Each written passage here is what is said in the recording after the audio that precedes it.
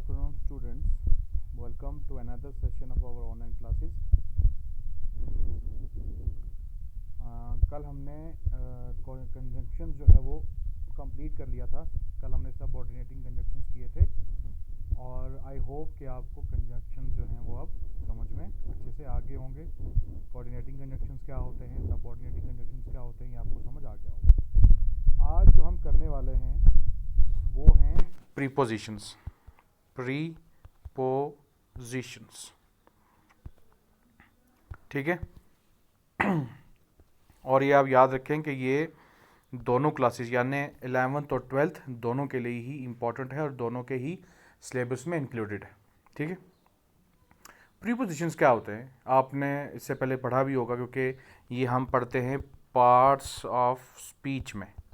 Speech के जो parts होते हैं, हमारी बोली के, हमारी ज़ुबान के जो पार्ट्स होते हैं, जैसे कि noun, pronoun, adjective, verb, adverb, preposition, conjunction, interjection, adverb, etcetera etcetera. इन सब ये जो पार्ट्स हैं उनमें से एक पार्ट जो है वो क्या है, preposition, part of the speech. अब प्रीपोजिशन क्या करते हैं, प्रीपोजिशन समझना जो है वो बड़ा ही आसान है. प्रीपोजिशन का जो वर्ड है उसी में इसका मतलब जो है छुपा है. ये पोजीशन बताते हैं कि किसी चीज़ की पोजीशन क्या है. अब वो फिज़िकल पोजीशन भी हो सकती है, ठीक है. जैसे हम मान लो टेबल के ऊपर हमने एक किताब रखी है, बुक रखी है, तो हम क्या बोलेंगे, the book is on the table, ठीक है. अगर वही किताब हमने एक बॉक्स के अंदर, एक बक्से के अंदर या बैग के अंदर रखी है, तो हम क्या बोलेंगे, the book is in the bag, या the book is in the box, या the book is inside the box, ठीक है. उसी तरीके से अगर हमने वही बुक टेबल के नीचे रखी है तो हम क्या बोलेंगे, the book is under the table, ठीक है. ये तो होगी फिजिकल पोजीशन कि बुक कहाँ पे है, फिजिकली कहाँ पे है, ठीक है, जिस्मानी तौर पे. कुछ जगह पे क्या होता है कि प्रीपोजिशंस हमें टाइम से रिलेटेड जो है वो बताता है कि टाइम से जो ताल्लुक़ है उस ताल्लुक़ में किसी चीज़ की पोजीशन कहाँ पे है. जैसे आई will see you on Monday, I will see you on Monday, ठीक है. उसके बाद ये हम मतलब टाइम से रिलेटेड है. या हम ऐसे बोलें कि I will meet you in the month of June, ठीक है. या फिर हम ऐसा बोल सकते हैं, I will see you at night, ठीक है. तो यहाँ पे 3 वर्ड्स हमने यूज़ किए. एक किया हमने ऑन, दूसरा किया हमने इन, और तीसरा किया एट, ठीक है. ये तो हमने किया किससे रिलेटेड, टाइम से रिलेटेड, ठीक है.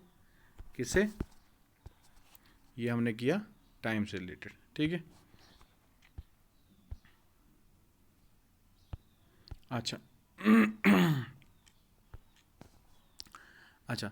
और अब अगर हम यही वर्ड जो हैं वो क्या करें, उनको हम फिज़िकल पोजीशन के हिसाब से यूज़ करें, फिज़िकल जिस्मानी तौर पर पोजीशन बताने के लिए अगर यूज़ करें तो हम कैसे बोल सकते हैं. जैसे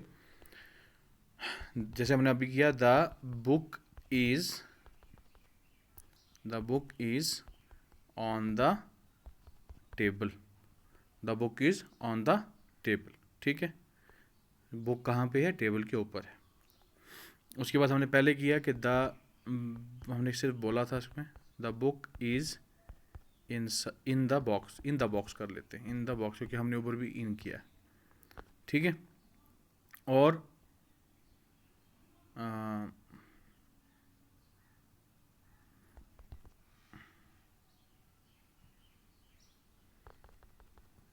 आई arrived at the airport, I arrived at the airport, ठीक है. इसमें भी हमने ऑन, इन और एट का इस्तेमाल किया, लेकिन यहाँ पे डिफरेंट तरीके से इस्तेमाल हुआ, ठीक है. तो ये सब प्रीपोजिशंस हैं, लेकिन इनका यूज़ जो है वो रेलिवेंट टू द थॉट जो है वो उसके हिसाब से होता है, रिलेटिव होता है, ठीक है. अच्छा, तो इसलिए प्रीपोजिशंस क्या है, प्रीपोजिशंस आर द वर्ड्स, ठीक है, which are used before noun, okay.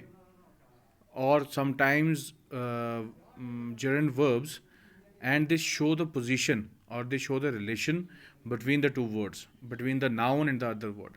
ठीक है, तो इस तरीके से हम प्रीपोजिशन को समझ सकते हैं. ठीक है, इसमें हम वर्ड्स करते हैं लाइक हमने अभी किया on, in, at, under, over, before, beside,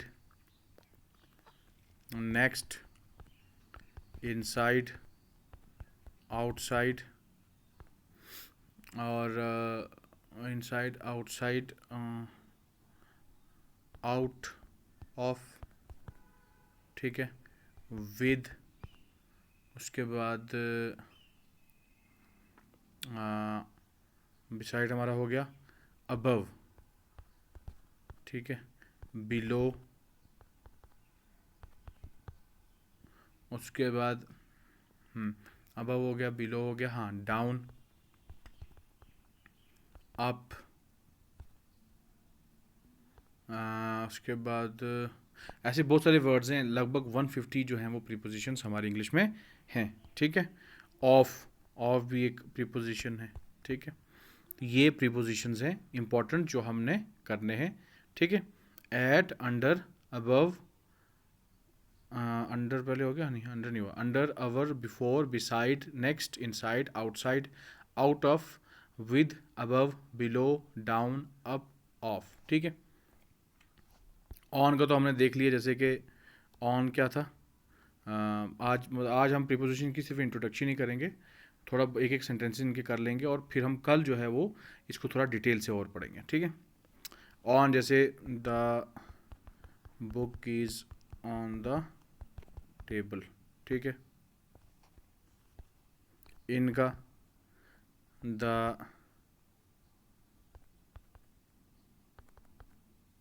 man is in the room. ठीक है, या Ahmed is in the room. ठीक है, उसके बाद एट, एट हमने अभी किया, जैसे आई अराइव्ड एट एयरपोर्ट. ठीक है, under the cat is under the table. ठीक है, ओवर,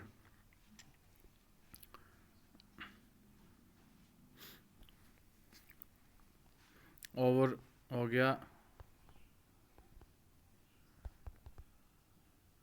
द सन इज, ये वाला sun, the sun is over the head right now, यानी सूरज जो है वो बिल्कुल अभी सर के ऊपर है. Right now, before,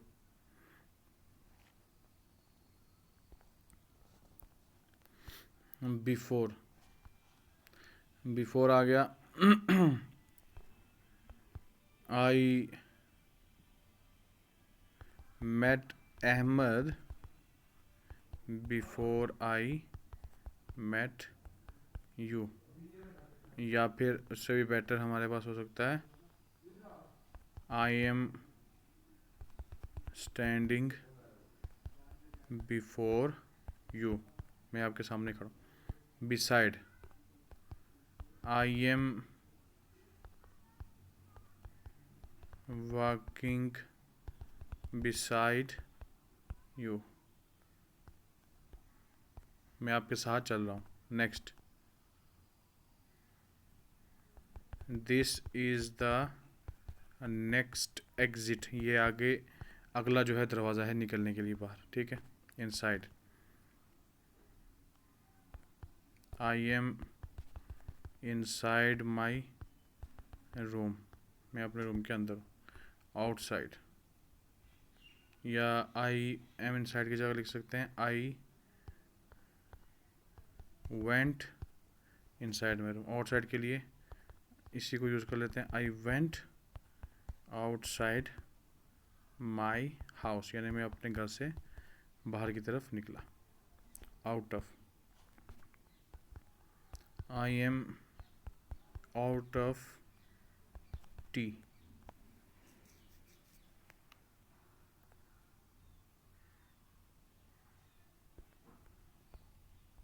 with, I am with you, मैं आपके साथ हूँ। Above, there is a noise coming from above, यानी ऊपर से कोई आवाज़ आ रही है। बिलो, ये कर सकते हैं there is a noise coming from below, यानी अगर आप ऊपर वाली स्टोरी में हो, नीचे कोई और बंदा रह रहा हो, तो आप नीचे कोई आवाज़, मतलब कोई ऐसी चीज़ कर रहा है जिससे आपको आवाज़ आ रही है, तो आप बोल सकते हो there is a noise coming from below, के नीचे से आवाज़ आ रही है। Down, I went with him to the down area, या फिर ही वेंट डाउन, वो नीचे चला गया। अप, ही वेंट अप, या फिर the prices of, price in the value of the stocks, share market में होते हैं ना stocks, shares, stock, the value of the stocks got up, उनकी वैल्यू ऊपर चलेगी। ऑफ,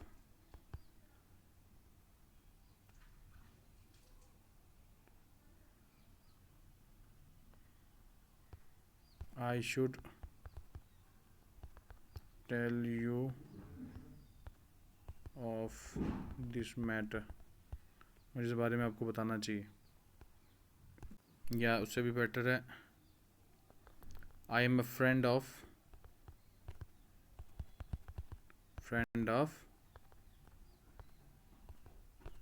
अहमद, ठीक है। उसके बाद ऑन टू, एक ऑन टू,